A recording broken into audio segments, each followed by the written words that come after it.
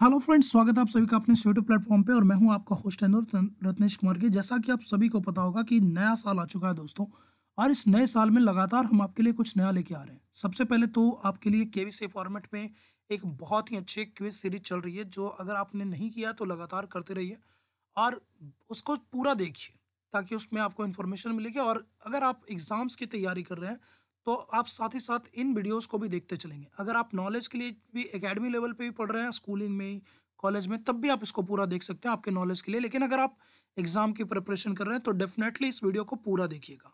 खास तौर पे अगर आप वनडे एग्जाम की तैयारी कर रहे हो, रेलवे, एनटीपीसी, बिहार एसएससी और टीचिंग वगैरह की, तो आप इसमें शुरुआत वाले पार्ट्स पे ज़्यादा फोकस करेंगे। और अगर आप पीसीएस की तैयारी कर रहे हैं, यूपीएससी, बीपीएससी, यूपीपीसीएस, पटवारी, आरओ, सीएसआईआर से, इस तरह के जो लेवल के एग्जाम्स हैं, तो आपको पूरा देखना पड़ेगा, खास तौर पे लास्ट वाले पार्ट पे। तो शुरुआत करते हैं, और शुरुआत करेंगे इसरो ने जो 1 जनवरी को जो नया धमाका किया है नए साल के अवसर पे, और वो धमाका है एक्सपोसैट। एक्सपोसैट के बारे में मैंने टैगलाइन ही दिया कि explore to a new beginning, यानी एक जो नए प्रारंभ की खोज की बात है, उसको करने जा रही है ये एक्सपोसैट सैटेलाइट, जिसका काम ही यही होगा कि आपकी बहुत सारी नई नई खोजों को करना है। तो चलिए देखते हैं इस वीडियो में क्या है। अगर आपको वीडियो अच्छा लगेगा तो लाइक शेयर सब्सक्राइब, साथ ही साथ चैनल को भी प्रमोट करेंगे। अगर आप नए हैं तो ज़्यादा से ज़्यादा इसको दोस्तों तक फैलाएं, सब्सक्राइब करें, और पर्यावरण का ध्यान हमेशा की तरह जरूर रखें। ठंड से और कोरोना से अपने आप को बचाएंगे, और साथ ही साथ आदर और सत्कार, प्यार बांटते चलेंगे। चलिए शुरू करते हैं। सबसे पहले देखते हैं कि प्रारब्ध क्या है। तो प्रारब्ध ये है कि इसरो ने, जो कि भारत की अंतरिक्ष एजेंसी है, उसने लॉन्च कर दिया है इसको। तो एक्सपोसैट एक सैटेलाइट है। इसको कब किया है? तो 1 जनवरी 2024 को एक्सपोसैट को जो है लॉन्च किया गया है। अब ये करेगा क्या, इसको ऐसा क्या है इस खास में? तो देखिए, ये पढ़ाई करेगा। पढ़ाई मतलब वो आप नहीं, आप जो कर रहे हो या हम जो कर रहे हैं वो पढ़ाई नहीं। पढ़ाई का मतलब यहाँ पर उस चीज को ऑब्जर्व करेगा, स्टडी करेगा, अनुभव करेगा, किसी चीज को गौर से उसमें होने वाली परिवर्तनों को देखेगा। तो क्या करेगा? तो study the polarization of cosmic X-ray. अब बोलोगे भाई ये क्या बड़ी बात बता दी, सारी चीज बताएंगे, साथ ही साथ देखते जाइए पूरा। तो फिलहाल आप समझिए कि 1 जनवरी को जो सैटेलाइट लॉन्च हुआ है एक्सपोसैट, ये कॉस्मिक किरणों के बारे में जानकारी प्राप्त करेगा, उसको अच्छे से रीड करेगा। क्या दुनिया में ऐसी कोई सैटेलाइट पहले से है? तो बोल रहा है हाँ। और ये जो मिशन है जो हम लोगों ने अभी 1 जनवरी को किया है, तो वो साथ देगा किसका? तो नासा, जो कि अमेरिका की अंतरिक्ष एजेंसी है, उसका भी एक ऐसा मिशन है एक्सपी करके। तो IXPE जो आप देख रहे हो, या 9PE भी आप इसको बोल सकते हो, इस मिशन को जिसको लॉन्च किया था आपके नासा ने 2021 में। तो 2021 में नासा ने ऐसा मिशन लॉन्च किया, 2024 में हम लोगों ने लॉन्च किया है। तो दोनों मिल करके अभी दोस्ती निभा रहे हैं, और साथ ही साथ क्या कर रहे हैं? तो कॉस्मिक किरणों के बारे में अच्छे से ब्रॉडर रेंज पे इसको ऑब्जर्व करेंगे, इसको समझेंगे। इससे फायदा क्या होगा, इसको भी देखेंगे। सबसे पहले समझते हैं कि एक्सरे एस्ट्रोनॉमी क्या होता है। एस्ट्रोनॉमी आप समझते हो, जो अंतरिक्ष के बारे में जानकारी होती है।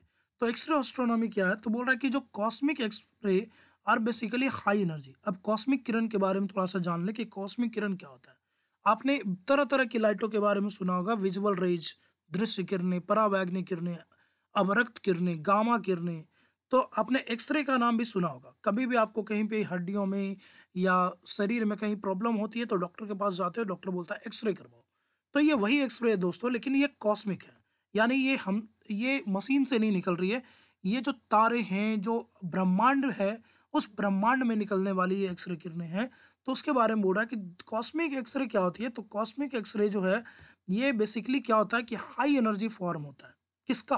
तो बोलता है इलेक्ट्रोमैग्नेटिक रेडिएशन का। अब आपको पता है इलेक्ट्रोमैग्नेटिक रेडिएशन क्या होता है। तो जो भी आपके तारे हैं जो आज में एटॉमिक लेवल पे रिएक्शन करते हैं, तो उनके रिएक्शन के कारण वहां पर एक तरंग उत्पन्न होती है, और उस तरंग को ही बोलते हैं इलेक्ट्रोमैग्नेटिक तरंग, जिसमें आपके जो विद्युत के भी गुण होते हैं, साथ ही साथ चुंबकीय प्रभाव भी देखने को मिलेगा। तो ऐसे किरणों को बोलते हैं इलेक्ट्रोमैग्नेटिक तरंग, और बहुत हाई एनर्जी होती है इनकी। अब ये इनका वेवलेंथ देखिए, तरंग दैर्घ्य जो इस ढंग से ये जब चलते हैं, तो इनकी जो तरंग दैर्घ्य है, लंबाई के बारे में बता रहा है। एग्जाम फॉर्म में आपके लिए जरूरी है। आपसे ये पूछेगा कि भाई जो कॉस्मिक किरणें हैं वो क्या है, लो एनर्जी फॉर्म है? तो नहीं, हाई एनर्जी है। क्या ये इलेक्ट्रोमैग्नेटिक फॉर्म है? तो हाँ है। साथ ही साथ इसकी जो तरंग है, तरंग की जो लंबाई है, वो कम होती है। किससे? तो बोलता है विजिबल लाइट से, जो हम जिस लाइट को हम देखते हैं उससे इसकी तरंग की लंबाई जो है कम होती है। अब तरंग की लंबाई कम है तो आपको पता होगा कि अगर दूरी कम है तो जल्दी जल्दी तक चलेगा, यानी इसकी फ्रीक्वेंसी क्या होगी, हाई होगी, यानी ये जल्दी जल्दी से अपनी तरंग को पूरा करेगा। अब बोलता है आती किधर से ये कॉस्मिक किरणें, आपको पता, ये तो पता चल गया कि भाई एक्सरे जो है बहुत हाई एनर्जी है, इलेक्ट्रोमैग्नेटिक है, शॉर्टर है हमारे इस विजुअल लाइट से। आती किधर से है, बोलता है कि देखो भाई source like black holes and neutron star, यानी ऐसे तारे जो अब धीरे धीरे या तो मरने वाले हैं या ऑलरेडी मर करके ब्लैक होल्स का निर्माण कर चुके हैं, वहां से आ रही है ये। तो बोलोगे भाई इससे क्या फायदा है बहुत बड़ी चीज है ये। देखिए और क्या क्या बता रहा है इसके बारे में, तो बोलता है कि they carry the signature of high energy phenomena. ये उसके प्रारूप को बताता है, उसके कार्यशैली को बताता है। जैसे अगर आप देखो कि फॉरेंसिक वाले को देखो, जो मर्डर के बाद जो आपकी फॉरेंसिक टीम होती है, वो कट करने के तरीके, मारने के तरीके से बता देता है कि भाई लेफ्टी है, राइटी है, कितनी दूरी से गोली चली होगी। उस ढंग से यहाँ पर जब आप इसको पढ़ोगे, इसकी जानकारी, इस किरणों के बारे में जब आप जानकारी प्राप्त करोगे तो आपको ये पता चल जाएगा कि जहाँ से ये किरणें आ रही है वो है कहाँ, कितनी दूरी पे है, कैसा है, उसके बारे में बताएगा। तो बोलता है कि भाई हम इसके लिए सैटेलाइट क्यों छोड़े, धरती से भी तो पढ़ सकते हैं। बोलता है नहीं, क्यों नहीं, देखिए। तो बोलता है कि जो एक्सरे किरणें और observe by the earth atmosphere, आती तो इधर भी है, लेकिन हमारे जो चारों तरफ जो हवा है, वायुमंडल है, वो क्या करती है, इस एक्सरे को, इस इन एक्स किरणों को खींच लेती है, एब्जॉर्ब कर लेती है, जिसके कारण ये पूरी तरह से धरती पे पहुंच नहीं पाता। तो भैया जब धरती पे सही से पहुंचेगा नहीं तो तुम सही से उसको पढ़ोगे क्या, खाक। इसीलिए हम लोग क्या करते हैं कि हम लोग भेजते हैं टेलीस्कोप। टेलीस्कोप क्या होता है, जैसे आपने दूरबीन देखा है वैसे ही होता है टेलीस्कोप, लेकिन अंतर इतना ही है भैया कि जो आपकी दूरबीन है वो हम लोग धरती पे यूज करते हैं कुछ दूरी, 500 मीटर, 1 किलोमीटर के लिए, लेकिन ये जो टेलीस्कोप है ना, ये बहुत दूर दूर का चीज देखता है, बहुत दूर। हाँ, आज टोन भी थोड़ा चेंज है हमारा। तो ये जो आपका टेलीस्कोप हम लोग छोड़ते हैं क्यों, क्योंकि धरती पे जो एक्सरे आ रहा है वो हमारे वायुमंडल में जो हवा है उसके द्वारा खींच लिया गया है, इसके कारण से। अब देखिए बोलता है कि क्या, कब शुरू हुआ ये एक्सरे वाली, एक्सरे के बारे में जो हम लोग वैज्ञानिक जो है, अंतरिक्ष से जो एक्सरे किरणें आ रही है इसके बारे में कब से हमने पढ़ना लिखना शुरू किया भाई। तो बोलता है कि एक्सरे एस्ट्रोनॉमी है, इसकी शुरुआत हुई है 1960 में, और हमने उस समय बलून के माध्यम से इसके बारे में जानकारी प्राप्त की। अब कौन सा, जो हम लोग फुलाते हैं, नहीं नहीं, उसमें हम लोग हीलियम भर के भेजे थे ताकि वो हल्का होकर के बहुत ऊंचाई तक जाए, और वहां से हम लोगों ने इसकी जानकारी प्राप्त करना शुरू किया। तो आप ये याद रख सकते हैं कब शुरू हुआ था, तो 1960 में। और फिर हम लोगों ने देखा कि बलून से काम नहीं चल रहा है, तो फिर हम लोगों ने यहाँ पर सैटेलाइट भेजना शुरू कर दिया। तो पहली बार सैटेलाइट कब भेजा था इस चीज़ को पढ़ने के लिए, 1970 में। अब देखिए कि ये फिर से क्या बताएगा, तो वही हम बार बार बोल रहे हैं कि ये बताएगा कि किधर से ये लाइट आ रही है, क्या ये सुपरनोवा विस्फोट था, नेबुला था, इन इन सब के बारे में। अगर आपको यही नहीं पता चल रहा है कि भाई नेबुला क्या होता है, तो आप हमारा एक एक्सो स्पेस का प्ले लिस्ट होगा जिसमें ब्रह्मांड के उत्पत्ति से लेकर के अभी तक जितना कुछ है उधर, जो हम लोग के जानकारी में है, वो सब कुछ बताया हुआ है कि नेबुला क्या है, गैलेक्सी क्या है। तो आप एक बार उसको जरूर देखिए। फिलहाल मोटा मोटी आपको समझा दिए कि भाई एक कॉस्मिक एक्सरे क्या होता है, बहुत हाई एनर्जी वाला किरण है, रेज है, जिसमें इलेक्ट्रोमैग्नेटिक प्रॉपर्टी होता है। ये विजुअल लाइट से छोटा होगा, और ये कहाँ कहाँ से आएगा, तो ब्लैक होल से आएगा और न्यूट्रॉन स्टार से आएगा। और इसी को पढ़ने के लिए हमारा इसरो ने एक्सपोसैट भेजा है 1 जनवरी 2024 को। इससे पहले नासा का भी मिशन जा चुका है 2021 में। इतना तो आपको समझ में आ गया। अब चलिए दूसरे स्लाइड पे। तो बोलता है कि नासा ने जो भेजा था, क्या कोई फायदा हुआ, तो बोलता है देखिए, with the help of a space telescope, जो हम लोग स्पेस में टेलीस्कोप भेजते हैं, जैसे कि नासा ने भेजा था चंद्रा एक्सरे। चंद्रा एक्सरे हमारे ही वैज्ञानिक के नाम पे है। तो आपको बताना है यहाँ पे कमेंट में कि किनके नाम पे है, कौन से चंद्रा जी थे जिनके नाम पे चंद्रा एक्सरे यहाँ पर नासा ने भेजा था। तो नासा ने चंद्रा एक्सरे भेजा, अब उससे देखिए क्या फायदा हुआ। तो बोलता है कि गुड अंडरस्टैंडिंग, अच्छी समझ आई, किस चीज के बारे में भाई, तो बोलता है कि एनर्जी के बारे में, ऊर्जा, timing, location of X-ray emitter through the measurement using image photometry and spectroscopy. अब मोटा मोटा हम समझा देते हैं आपको कि जो तरंग यहाँ पर पता चला, जिसको हमने कैप्चर किया, जिसको हमने देखा, समझा, तो उसको हमने अच्छे से पढ़ा और उसको हमने मेज़र किया, उसकी दूरी को, उसकी लंबाई को, तो उससे हमको पता चला कि अच्छा ये कितना दूर से आ रहा है, इसकी टाइमिंग क्या रहेगी, आने में कितना टाइम लगा होगा। और उस हिसाब से हम लोगों ने फिर जहाँ से ये आया है उसके बारे में समझ में आया कि अच्छा इतनी दूर पे ऐसा कोई तारा होगा। क्योंकि इतना दूर तो आप देख ही नहीं सकते ना, तो आप रेडियो सिग्नल, एक्स-रे सिग्नल इनको पढ़-पढ़ के ही बता पाएँगे कि अच्छा ये लाइट इतना दूर से आया इतना देर में, यानी ये घटना इतने साल पहले हुई होगी। थोड़ा ऊपर लेवल का है, बट समझिएगा तो आ जाएगा। और ख़ास तौर पे जो एग्ज़ाम की तैयारी कर रहे हैं या जिनको साइंस में इंटरेस्ट है ना, वो 1-2 बार और देखिएगा, अच्छा समझ में आएगा।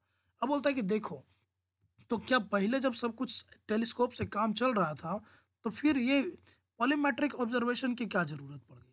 तो बोला भाई देखिए टेलीस्कोप से दिख तो रहा है, लेकिन पूरी तरह से नहीं दिख रहा है, क्योंकि अंतरिक्ष में देखने में आसमान काला ज़रूर है। अब बोलोगे भैया पृथ्वी से तो नीला दिखता है, पृथ्वी से नीला ज़रूर दिखता है, बाहर निकलोगे तो काला है, लेकिन है चारों तरफ रोशनी। खड़े हो जाओगे तो हर तरफ से आपके पास लाइट ही लाइट आएगी, भगवान लगोगे आप।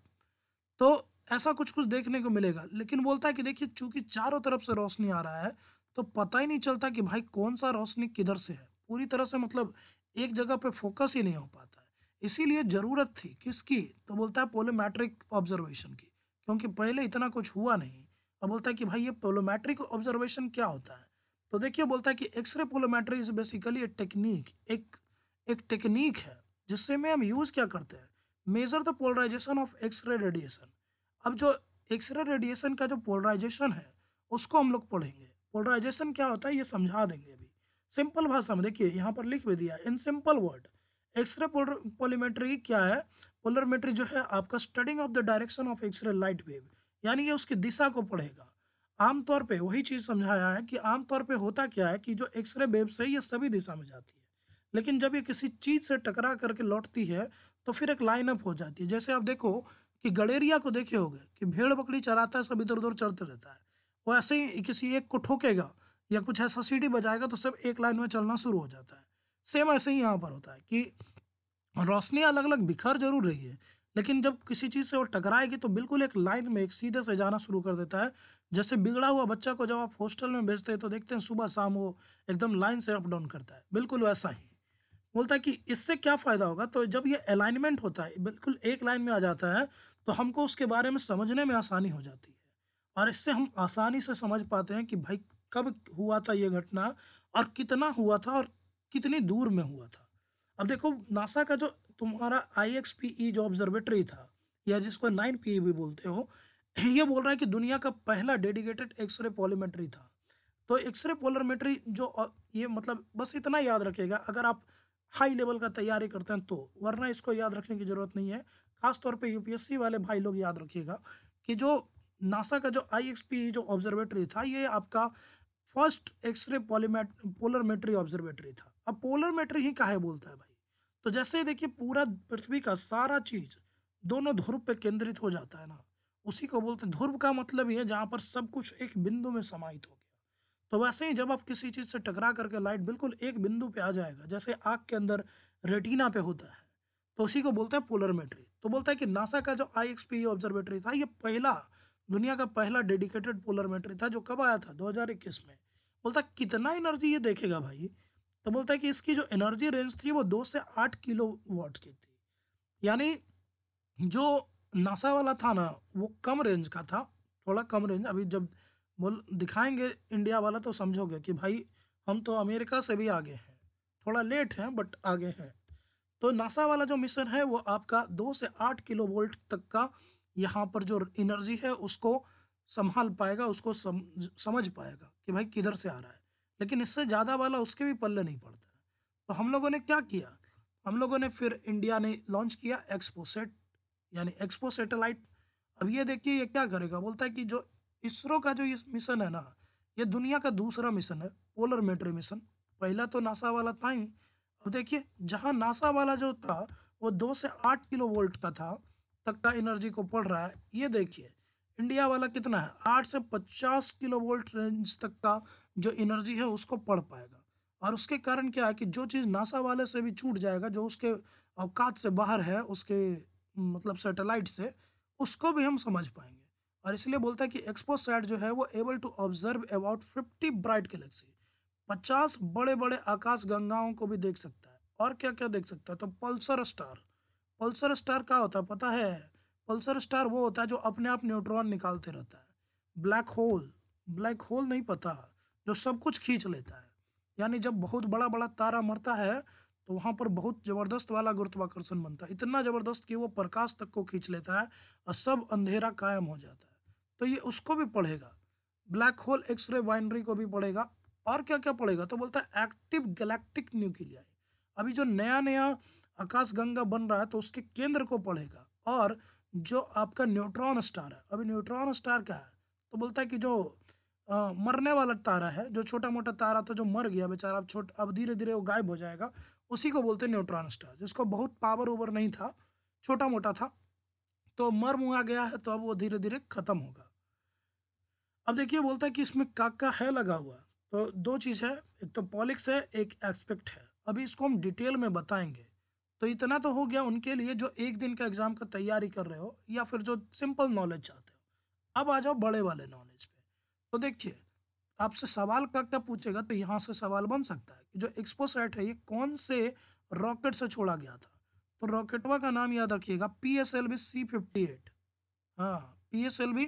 पीएसएलवी को इसरो का पावर हाउस भी बोलते हैं, यानी घोड़ा बोलते हैं, क्योंकि ये जल्दी फेल नहीं होता है, बहुत रिलायबल है, बहुत कम खर्चा में पहुंचा देता है कुछ भी चीज़ को। अभी देखिए आपका मंगल मिशन था, चंद्रयान मिशन था, बहुत पावर चाहिए था, उसके लिए जीएसएलवी यूज हुआ था। लेकिन जो बाकी चीज़ है, जो इधर उधर छोड़ना है, जिसको बहुत दूर नहीं जाना है, उसके लिए हमारा पीएसएलवी ही काफ़ी है। तो रॉकेट का नाम याद रखिएगा, PSLV-C58 है ये आपका। अब इसके बारे में डिटेल चलते हैं। तो देखिए, इसरो का जो PSLV-C58 मिशन है, इसने लॉन्च किया एक्सपो सैटेलाइट को। अब भाई इतना देर से तो वही बता रहे हैं। अब देखिए किधर भेजा, किस दिशा में, तो ईस्ट वार्ड में भेजा था, पूर्वी दिशा में भेजा था, और लो इंक्लानेशन के साथ, यानी कम आपके झुकाव के साथ भेजा था। अब इसमें क्या क्या था, तो बोलता है कि PS4 स्टेज वाला था। अभी इसको समझाएंगे। ये आपका रीस्टार्ट ट्वाइस इंजन था, और आपके 3 एक्सेस स्टेबलाइजेशन को ये देखेगा, और ये ऑर्बिटल परफॉर्म करेगा, ये सब कुछ समझाएंगे। फिलहाल आप समझिए कि PSLV का ऑर्बिटल एक्सपेरिमेंट मॉड्यूल 3 जो है, पोएम एक्सपेरिमेंट के अंतर्गत ये सारा कुछ हुआ है। और इसमें जो 10 पेलोड गया है, यानी 10 सामान रखा हुआ है। और ये सप्लाई किसका किसका है भाई, तो एक तो इसरो का अपना है, और इसरो की ही एक व्यापारिक एजेंसी है जो व्यापार करती है अलग अलग प्राइवेट कंपनी और दूसरे देशों के साथ, जिसका नाम है इनस्पेस। कभी कभी ये पूछ लेता है कि इसरो की जो वाणिज्यिक कंपनी है, इसका नाम बताइए, तो इसका नाम है, एक तो पहले था एंट्रिक्स, अब नया वाला का नाम है इनस्पेस। अब मुद्दे पे बात करते हैं कि जो PSLV-C58 है, तो ये जो DL है, जो बड़ा वाला PSLV है, ये उसका चौथा मिशन है, और पूरे PSLV का ये 60वां है। अभी तक बहुत कम ही है जो फेल हुआ है। अब बोलता है ऑर्बिट क्या है, कितना ऊंचाई में ये पृथ्वी के चारों तरफ घूमेगा या रुकेगा, तो बोलता है 7028 किलोमीटर का जो हाइट है उस पे ये करेगा। और देखिए यहाँ पर बोलता है कि अर्थ रेडियस से आपका 650 किलोमीटर ऊपर रहेगा। इनक्लानेशन कितना होगा, तो बोलता है कि पृथ्वी के कक्षा से ना मात्र 6 डिग्री का झुकाव रखेगा ये। अब थोड़ा वजन वजन का भी बात कर ले, कितना ऊंचा ये रॉकेट है, कितना क्या है। तो देखिए जो रॉकेट यूज हुआ है PSLV-C58, ये जो है इसका लंबाई आप देखिए तो 44.4 मीटर का है। और लिफ्ट ऑफ मास कितना है, कितना वजन ये उठा सकता है ये रॉकेट जो है, तो 44 मीटर का ये लंबाई है, 260 टन वजन उठा सकता है। अब जल्दी से कमेंट में बताइए कि 1 टन में कितना किलो होता है, बताइएगा जरूर। अब देखिए इसमें 4 स्टेज है, चारों के बारे में बताएंगे, ठीक है। और क्या क्या है, तो देखिए आपको हमने बता दिया कितना ऊंचाई में रहेगा भाई। तो बोलता है कि जब एक्सपोसैट को लॉन्च करेगा, इसमें दो बड़ा बड़ा चीज़ है। तो एक्सपोसैट को ये छोड़ेगा 7000 किलोमीटर पे, और जो आपका पोएम है, पोएम 3, इसको छोड़ेगा लगभग 6700 पे। एल्टीट्यूड ये सब काम का है नहीं, बस आप इतना याद रखिएगा कि हाँ, मोटा मोटी PSLV-C58 से छोड़ा गया था, और ये PSLV का 60वां मिशन है, और PSLV DL का चौथा है। 260 टन तक का वजन ये रॉकेट उठा सकता है। अब और डिटेल वाला देखिए और क्या क्या है। तो देखिए एजेंसी क्या है, तो आपका यूआरएससी श्रीहरिकोटा वाला जो एजेंसी है, जो इसरो का है, उसने ही इसको लॉन्च किया है। और ये ऊपरी का हिस्सा है, पेलोड है। पेलोड बोलते हैं, यानी जो भी सामान आप रखोगे, देखिए सब इसी में रखा हुआ है। बाकी नीचे तो सब इंजन है और रॉकेट, उसमें बस ईंधन है, सब आग लगाने वाली चीज़ है। अब वो नहीं जो आप लोग एक दूसरे के यहाँ लगते हुए देखते हैं कानाफूसी से, वो वाला आग नहीं, ये जलने वाला आग है, जिसमें जल के लोग भस्म हो जाते हैं और शुद्ध हो जाते हैं, अग्नि परीक्षा वाला आग। तो देखिए इसमें बोलता है कि 4 स्टेज वाला है, 4 तरह का इसमें बूस्टर लगा होगा। देखिए एक तो आपका इधर है, 1, 2, 3 और 4, ये आपको देखने को मिलेगा। एक यहाँ पर आप देख रहे हो, दूसरा यहाँ है, तीसरा यहाँ है, बाकी फिर ये है। तो ये पहला स्टेज है, ये दूसरा है, फिर ये तीसरा है, फिर ये चौथा है। तो 4 तरह का इंजन, ईंधन वाला इंजन है। अब चारों का अलग अलग लेंथ बता रहा है। जैसे आप देखिए कि जो पहला स्टेज है, इसमें 2 तरह का है। एक तो बूस्टर वाला है, तो उसका फिर देखिए सॉलिड बूस्टर है। बस आपको काम इतना ही है कि आप ये याद रखिएगा कि कभी कभी आपसे पूछ लेता है कि भाई सॉलिड है कि लिक्विड है। तो देखिए 2 सॉलिड इंजन यूज हुआ है। स्टेज 1 में सॉलिड है, फिर लिक्विड है, फिर सॉलिड है, फिर लिक्विड है। यानी पहले सॉलिड, सॉलिड क्यों, ताकि ज़्यादा ताकत चाहिए ना पृथ्वी से उड़ने के लिए, तो सॉलिड। फिर थोड़ा ऊंचाई पे गया तो लिक्विड इंजन यूज होता है, जिसमें क्या क्या यूज हो रहा है, तो देखिए US-25 और N2O4 का यूज हो रहा है। फिर सॉलिड है, और फिर आपका लिक्विड है, जिसमें MMH प्लस फिर MON3 यूज हो रहा है। ये सब कुछ आपका काम का है। अब देखिए और क्या क्या यहाँ पर होगा, तो बोलता है कि इसमें और भी कुछ कुछ जानकारी है। अब आगे देखिए और क्या क्या है इसमें। तो आपके काम का इतना ही था इस स्लाइड में फिलहाल, कि आपको बस बूस्टर याद रखना है, वो भी तब जब आप यूपीएससी की तैयारी कर रहे हो तब, कि कौन कौन सा यहाँ पर यूज हुआ है PSLV C58 में। तो सॉलिड है, लिक्विड है, सॉलिड है और फिर लिक्विड है, यानी SL फॉर्मेट में आपका यूज हुआ है। तो ध्यान दीजिएगा। और अब क्या है, तो देखिए इंडिया का ये पहला डेडिकेटेड सैटेलाइट है भाई इस काम के लिए, पोलर मीटर के लिए। तो इससे पहले दुनिया में बात करें तो दुनिया में एक्सपोसैट जो है ये दूसरा है। आपको कंफ्यूज कर देगा, कंफ्यूज ये करेगा कि आपको सीधे लिख देगा कि एक्सपोसैट जो है ये दुनिया का पहला आपका पोलर मीटर सेटेलाइट है जो इस तरह की चीज़ों को ऑब्जर्व करेगा। तो याद रखिएगा, भारत का पहला है, दुनिया का दूसरा है, यानी इससे पहले नासा वाला जा चुका है। अब बोलता है कि सेटेलाइट की कॉन्फ़िगरेशन जो है वो कहाँ से, किस हिसाब से है, तो IMS-2 बस प्लेटफॉर्म से यहाँ पर किया गया है। ये आप उतना काम का है नहीं। 2 मेन पेलोड है, एक है पोलिक्स। तो पोलिक्स के बारे में देखिए, इसका फुल फॉर्म क्या है, polarimeter instrument in X-ray. और दूसरा क्या है, XSPECT, X-ray spectroscopy and timing. POLIX जो है ये क्या करेगा, तो इसको बनाया किसने है, तो रमन रिसर्च इंस्टीट्यूट ने। और एक्सपैक्ट को किसने बनाया, तो स्पेस एस्ट्रोनॉमी ग्रुप ऑफ आपके जो श्रीहरिकोटा वाला है उसने बनाया। अब मोटा मोटी इस मिशन का काम क्या है उसको समझिए। तो बोलता है कि मिशन जो है आपको पोलराइजेशन ऑफ एक्सरे एनर्जी को पढ़ेगा। यानी वही चीज़ है कि सारा लाइट इधर उधर बिखर रहा है, तो उसको एक जगह पे इकट्ठा करने का काम करेगा और उसको फिर पढ़ेगा। कितना से कितना वोल्ट बैंड तक का, तो बोलता है 8 से 30 वाले को ये पढ़ेगा। और फिर किधर से, तो बोलता है 50 पोटेंशियल कॉस्मिक एनर्जी। ये सब कुछ हम आपको बता चुके हैं इधर, जिसमें हमने पहले ही बोल दिया कि भाई ये आपका देखिए 8 से 50 किलो वोल्ट तक का ये करेगा, 50 अलग अलग जो आपकी गैलेक्सी हैं उनसे। और यहाँ पर जो 2 मेन पेलोड है पोलिक्स, ये आपका पोलराइजेशन का एंगल और डिग्री को देखेगा, 8 से 30 किलो वोल्ट तक का। और इससे ज़्यादा वाला जो है वो आपका एक्सपेक्ट देखेगा। इसमें क्या है, इसमें मेनली टाइमिंग देखेगा कि कितना टाइम लगा इसको आने में, फिर इसका जो प्रकृति है, किस तरह का ये किरण है, कितने पावर का है, यही सब देखेगा। अब इसके अलावा और क्या क्या है, तो देखिए साइंटिफिक गोल, तो वही मोटा मोटी घुमा फिरा के वही बात आपको बता रहा है कि आपको न्यूट्रॉन स्टार के बारे में पता चलेगा, एक्सरे बीम के बारे में पता चलेगा, जो आपके नए नए तारे हैं उनके बारे में पता चलेगा, अरबों खरब साल पहले ब्रह्मांड में क्या हुआ था उसके बारे में पता चलेगा। और क्या क्या पता चलेगा भाई, तो बोलता है कि देखिए पल्सर मैग्नेटोस्फेयर के बारे में पता चलेगा। मतलब मोटा मोटी आप समझिए कि जो करोड़ों अरबों खरबों साल पहले जो हुआ था उसके बारे में जानकारी इकट्ठा करेगा। तो बोलोगे भाई इसमें अच्छा अच्छा क्या है, तो अच्छा अच्छा तो एक तो देखिए कि नासा के बाद हम दूसरे हैं, और बहुत अद्भुत अद्भुत काम हो रहा है। नासा ने जहाँ पर इसको बनाने में लगभग बहुत पैसे खर्च किए, हम लोगों ने बहुत सस्ते में निपटा दिया। अब देखिए और क्या क्या है, तो बोलता है कि एक्सपोसैट जो है, जब इसको ऑर्बिट में हम बिठा देंगे, कितना किलोमीटर पे, तो 650 किलोमीटर की हाइट पे, फिर 6 डिग्री के झुकाव पे, उसके बाद हमारा जो स्टेज 4 है वो आपका डाउन हो जाएगा, और फिर इसको हम लेके आएंगे कहाँ, तो 350 किलोमीटर, यानी पहले ऊंचा पे ले जाएंगे, उसके बाद थोड़ा नीचे लाके उसको सेट कर देंगे, और फिर हम दोबारा इंजन स्टार्ट करेंगे। ये मोटा मोटी आपको बता रहा है कि भाई इस ढंग से ये काम करेगा।